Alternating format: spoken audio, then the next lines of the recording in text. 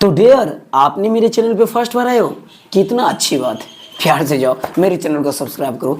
अगर कोई मेल को कोई गर्ल्स ने या अब्यूजिंग के द्वारा या उसको, तो ये सिंपल सी बात है कि फीमेल रिप्रोडक्टिव सिस्टम के कारण हुआ ना, तो रीड करके समझाऊंगा। इसमें ये क्लियर कर दूंगा कि फीमेल रिप्रोडक्टिव सिस्टम को किस रूप में देखना चाहिए, कैसे समझना चाहिए, वो क्या है मेरे लिए और क्या मेरे लिए वो खतरा है या क्या मेरे लिए इम्पोर्टेंट है, क्या हम उसके साथ जो हम करते हैं, जो हम इसके जो सोचते हैं, क्या फीमेल रिप्रोडक्टिव सिस्टम के बारे में ऐसा सोच रखना चाहिए या फीमेल रिप्रोडक्टिव के सिस्टम के बारे में वैसा सोच। फीमेल रिप्रोडक्टिव में कौन कौन ऑर्गन आने वाला है वो बता दे दो।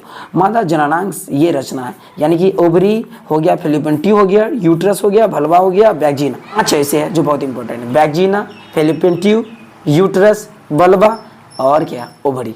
5 ऐसे ऑर्गन हैं जिसका बहुत प्रमुख इंपॉर्टेंट रोल है। असल में अगर रिप्रोडक्शन तभी होगा सक्सेस जब फीमेल में ये 5 रहेगा, ओवरी, यूट्रस, वल्वा और वैजिना।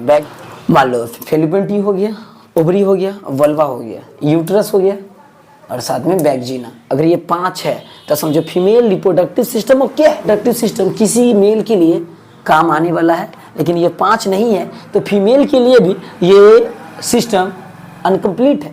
फीमेल भी तब कहलाएगा जब उसमें वैजिना होगा, वल्वा होगा, ओवरी होगा, यूट्रस होगा, फैलोपियन ट्यूब होगा। ठीक है, जैसे में वैजिना, फैलोपियन ट्यूब, यूट और वल्वा, ये बहुत 5 वेरी इंपॉर्टेंट ऑर्गन है।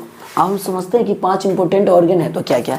अब इसमें देखना, वैजिना, कोई भी फीमेल में एक वैजिना होता है, कोई भी फीमेल में फैलोपियन ट्यूब 2 होते हैं, कोई भी फीमेल में ओवरी 2 होते हैं और कोई भी फीमेल में वल्वा 1 होते हैं और कोई भी फीमेल में यूट्रस 1 होता है। बात रहा ओवरी का 2 होगा और फैलोपियन ट्यूब का तो वो भी 2 है।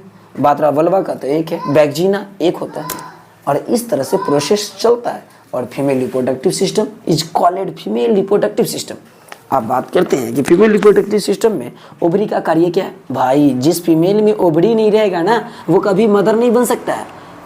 अगर मैरिड हो भी जाए तो उसकी मदर अनकम्प्लीट हो जाएगा। तो ओवरी बहुत इंपॉर्टेंट है। ओवरी के कारण ही बच्चे की फर्टिलाइजेशन का क्रिया हो पाता है, जायगोट तैयार हो पाता है। ओवरी रहेगा तब ये फर्टिलाइजेशन का क्रिया हो पाएगा, यानी कि ओवरी से शुक्राणु मिलता है और शुक्राणु मिलेगा उसी से जो ओवरी रहेगा। तो ओवरी से शुक्राणु मिलेगा और शुक्राणु जब मिलेगा तो ऑटोमेटिक फर्टिलाइजेशन का क्रिया होगा और क्रिया होने के बाद फ्यूटस का डेवलपिंग शुरू हो जाएगा, फ्यूटस आ जाएगा, इम्ब्रायो का उत्पत्ति होने लगेगा, फिर जायगोट इम्ब्रायो में कन्वर्ट हो जाएगा, फिर धीरे धीरे फ्यूटस का रोल ले लेगा।